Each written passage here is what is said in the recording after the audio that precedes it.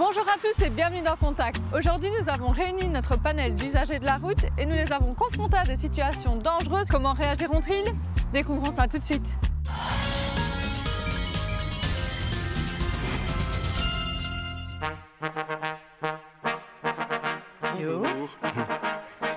Alors, on passe à l'attaque. Oui. Comment réduire le risque de tangage? Oula.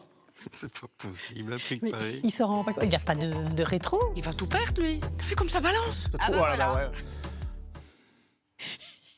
À mon avis, Mais il a comment pas est-ce fort attaché son truc. Hein. C'est interdit ça normalement. Sur la bande du milieu, il y a un véhicule qui tracte. Un engin, je ne vois pas trop si c'est bétonneuse ou tondeuse. On voit que ça balance et puis à un moment, il y a tout qui tombe. Et là, ça arrête le tangage, d'ailleurs. On voit bien que c'est ça le problème. Déjà, il faudrait ne pas bouger tout le temps. Moi, j'aurais déjà pris une remorque plus fermée, bien attacher le matériel. Non, c'est un mouvement oscillant, donc ça augmente sans arrêt.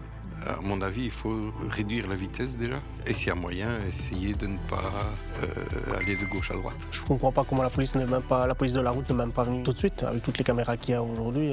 Le tangage peut se provoquer par différentes raisons, extérieures par exemple, un vent latéral, mais c'est souvent aussi un problème lié soit au véhicule, par exemple les pneus ne sont pas assez gonflés ou les amortisseurs sont usés, mais avant tout lié au chargement lui-même, à la manière dont il est positionné et attaché dans la remorque. C'est probablement ce qui s'est passé ici. On a un chargement avec un centre de gravité haut et qui a l'air d'être placé fort à l'arrière de la remorque, et c'est probablement ce qui a provoqué le tangage. Donc il faut faire tout l'inverse de ça. Si malgré tout la remorque se met à tanguer comme ici, la seule solution c'est de lever le pied et de réduire sa vitesse sans coup de frein et sans coup de volant brusque, en espérant qu'on va pouvoir ainsi rattraper la situation. Je pense qu'il vaut mieux qu'il soit derrière toi que devant toi. Oui, clairement, mais je ne vais pas le dépasser. Non, ça c'est trop dangereux, il va dans tous les sens. Exactement, donc je ferai, moi.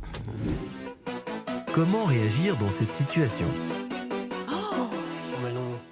C'est une violence. Ça peut faire très mal. J'espère que tout le monde a eu le temps de descendre. Hein. À mon avis, si la fille est là, c'est qu'elle est descendue. Mais le bus, il est. Il est mort. Ouais, ça, il n'y a c'est plus de sûr. bus. Déchiqueté complètement. Mais le bus est vide, hein. Il est en panne. Bon, il est en panne. Oui, d'accord. Là, il est en Mais on peut le remorquer. Hein. C'est bizarre quand même, mais carrément à travers le passage à niveau. Mais on se retrouve jamais dans des conditions comme ça. Sauf en cas de problème technique, quoi. Ça aurait pu être très très grave. Et toi, Marino, tu ferais quoi? C'est une bonne question. Je pars. Surtout pas faire comme la dame vers les Ah non, curieux. non, mais ça, je prends pas de risque. Dans ta voiture, qu'est-ce que tu fais? J'essaie de la dégager, de la faire Jusque quand? partir. Mais oui, mais c'est toujours là le danger, je pense. Comment ça se fait que le bus s'est retrouvé comme ça en fait? Par une panne, je vois pas. Ou alors c'est un suicidaire, quoi. Mais... Il faut absolument appeler la police, je sais pas, tu appelles qui? Quand on arrive à un passage à niveau, on regarde déjà les feux. Si c'est rouge d'office, on s'arrête. J'ai déjà été coincée sur un passage à On a niveau. le stress. Mais on a pu redémarrer. Si jamais vous vous retrouvez immobilisé sur un passage à niveau, la première chose à faire, c'est de vous mettre à l'abri ainsi que vos passagers. Ensuite, appelez immédiatement le gestionnaire du réseau. On trouve le numéro d'appel sur chaque poteau du passage à niveau. Il s'agit du 1711.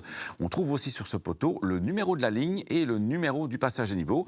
Avec ces informations, le gestionnaire du réseau aura une meilleure chance de bloquer les trains sur la ligne, ce qui pourra peut-être éviter l'accident.